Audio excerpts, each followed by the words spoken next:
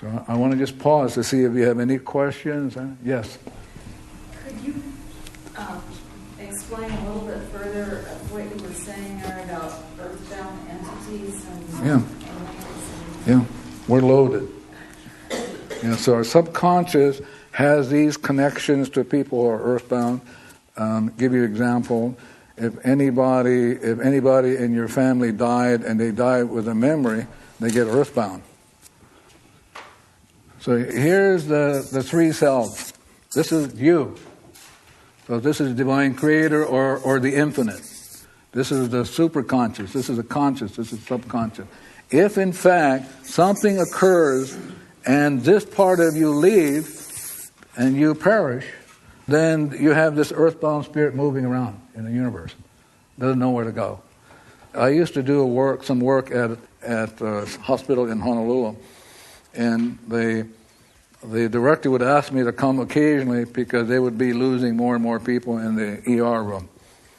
And so you go, I do my cleaning before I go, but if I didn't do it, I actually try to look, okay, I'm not going to do my cleaning. So I show up, I walk into the room, the ER room, and from here down I can't feel my body. And you look, you see all this earthbound spirits on the ceiling crying. I mean, as the room fills, more people will die. So now those kind of earthbound spirits we're responsible for and we're stuck with. So when you do this breathing, this allows, because you're doing it as the breathing, you erase this memory, this soul can go back into the light. That's how incredible this cleaning can be. So you don't have to go, if somebody says, well, there's a spook in our house, you don't have to go there. Just find out the person's name, know the address, and know that you're the problem. And you do this breathing or you do the cleaning, the earthbound spirits will go. They want to go. Yes. But they're loaded. Particularly in hospitals. My brother was once a fireman, and on a particular corner, on a particular intersection in Honolulu, there are always people dying. And so he asked me to look. When I looked, you could see people were already dead there. So it was just more and more stuff. More and more people dying because it was already dead. So now you do the cleaning. I did my cleaning, asked for forgiveness, I love you, whatever. Well, now nobody has an accident there. So you have to train yourself to look? No, I wouldn't look.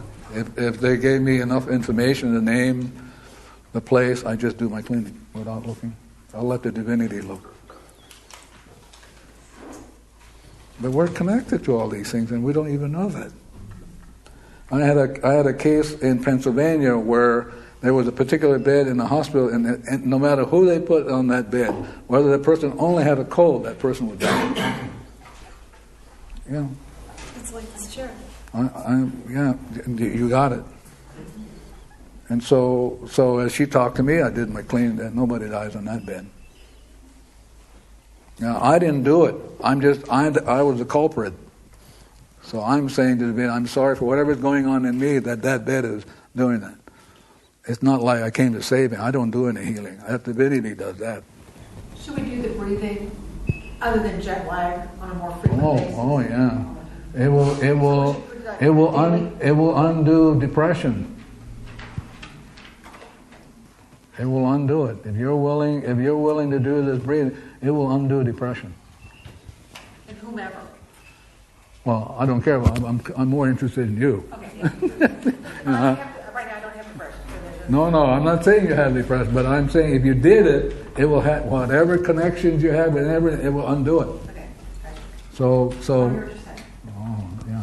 So you're asking the divinity to do it, not you. Only divinity can make the correction. Yes. When you're doing the work, if somebody's like they've asked you to come and you're cleaning out that particular thing, do you hold it in your mind, or do you just think of it once and then you? No, usually if somebody like Joe or somebody call, I would like to have the name, and if it's a particular problem in any place, I would ask for the address, but it may have nothing to do with that.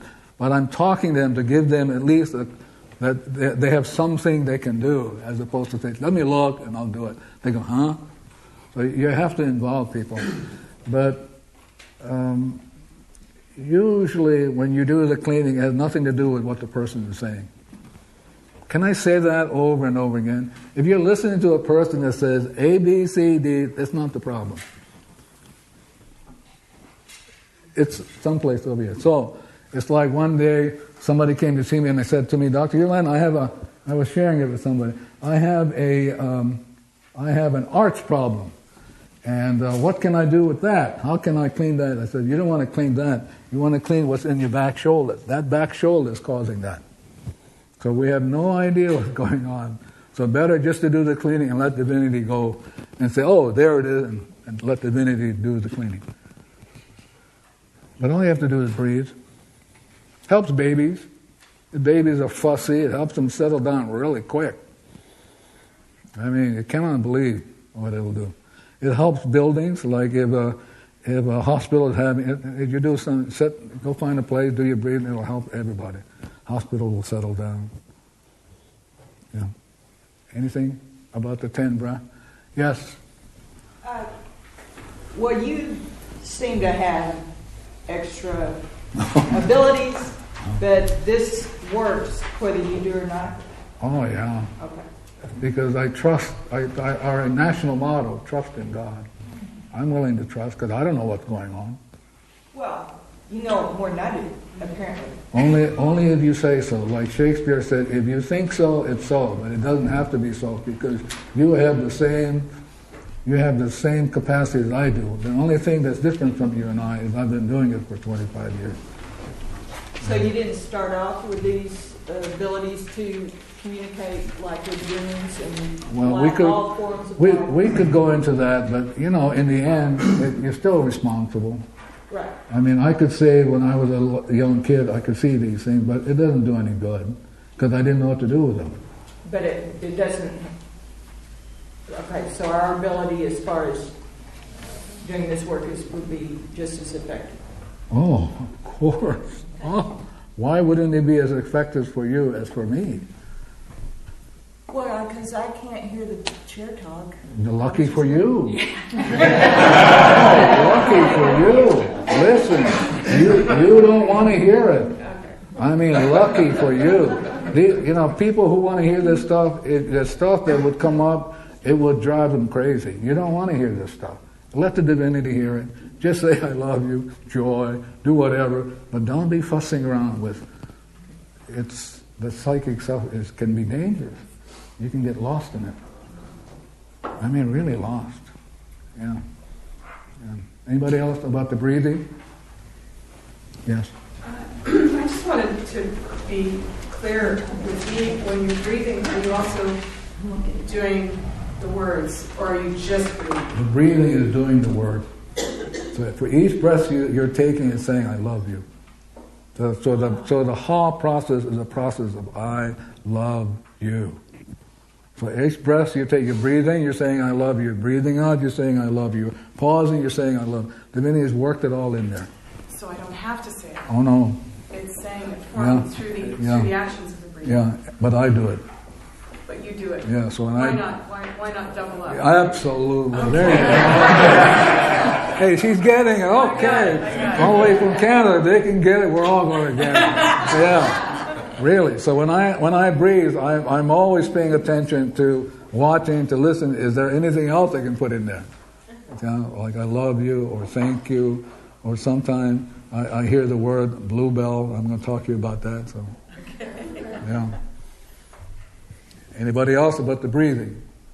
Yes. So as I'm learning this new way and this method, is there any harm in teaching this to also my clients? From your point of view. One more time, run it. So, is there any harm in passing on this teaching to? Why would you want to do that? If you're the problem. I'm sorry? Okay, got it. Yeah. Now, having said that, let's say you do your cleaning and you're inspired to do it. Go do it. But don't do it if you think they need it. Boy, it's going to come back and slam you. Coming from a source Oh, of wow. inspiration. Got it. Yeah. therapists get burned out. I know that I was reading some statistics. By the time a school teacher's third year, they're gone. And we got kids with them, you know. But they can't help it. You show it up. Yeah. Just with the breathing. Anything with the breathing. Yes, Joseph. It seems to me, and I may have my memory wrong, when you first taught it to me, we interlocked our fingers. Yeah. You're teaching it this time with our fingers. I'm just teaching the way Divinity is telling me, Joseph. Okay. Yeah. But you're right. So different people will get different process of how to do breathing. Since you are different from every other group that I've taught, we have to ask, what's right for you? And so that's what's coming. Nobody that we've ever participated in ever went to 10 rounds. You're the first one to do it. It represents completion. No, I'm going to sound catty, but you need all the help you can get.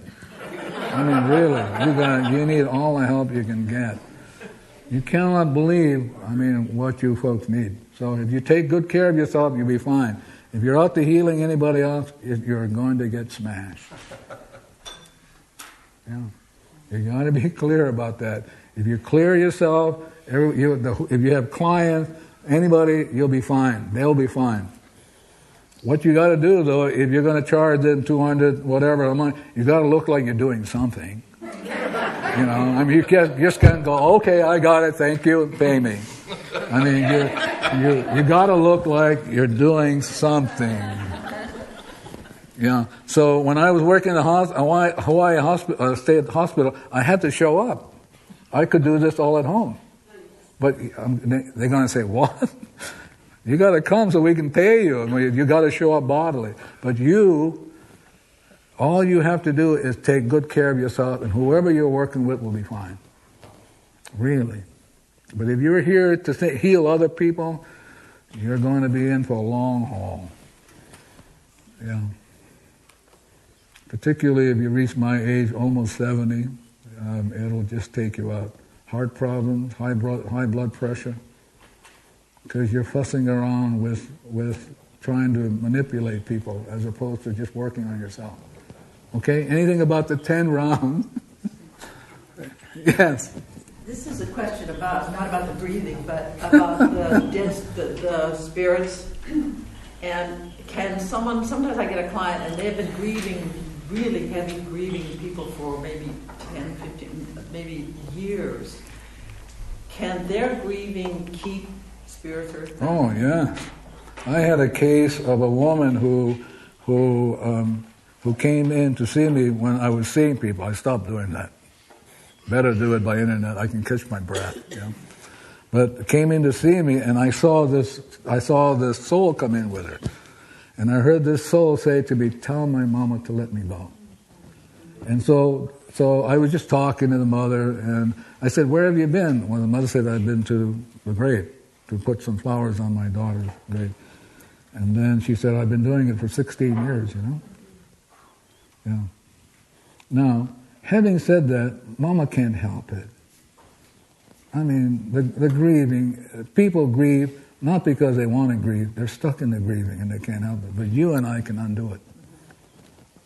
And they only come to say to you, hello, this is your chance, as opposed to, oh, you poor thing. Doesn't work. Thanks. Anything with the 10, the breathing. Okay, any other questions?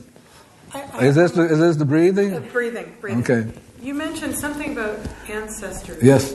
Can you explain a little bit more about that? Sure. And the breathing. Sure. So what happens is that you've come from someplace, and so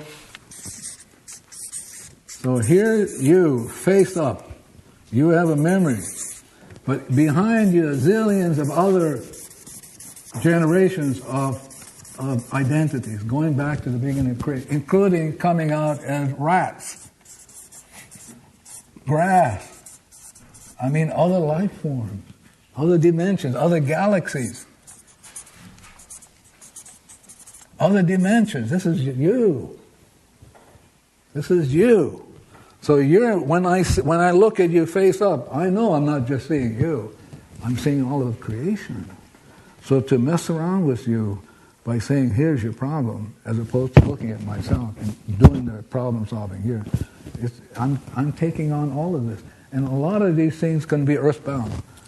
They're ghosts, they're spirits, they're entities, they're space beings. You handle with space beings, you'll get burned. So the idea is, keep it simple. So these are the ancestral memories. Absolutely. Not only the ancestral memories, but the ancestral people. This is where Canada comes in. Now, I'm going to say something again that might get me into trouble, but if we had done this correctly, then the countries, I've said that to my friend here, I said the countries would have worked from the North Pole all the way down to Panama, where all of the Americas, we would have been one people, we would have had easier time than we had now. Somewhere along the line, we goofed, and now we're having to come back and correct it. And we're finding out that artificial barriers don't work. They don't work. This idea of artificial barrier that he's talking about, race, doesn't work. But to be zero, to be pure in heart, my God, that works. So when you deal with the memories, it looks simple enough, but it's a tremendous cosmic kind of movement when you say, I love you. It's huge. But we can't see that. The intellect does not have the ability to see this tumultuous thing taking place. It doesn't have the ability to do that. Yes?